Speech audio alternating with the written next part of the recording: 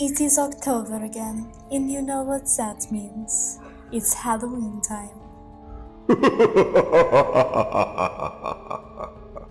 It's the spookiest month of the year. So we're gonna make spooktacular cupcakes. Preheat your oven to 375. You're going to need 3 eggs, 1 box of cake mix, 1/2 cup of vegetable oil, and 1 1/4 cups of milk.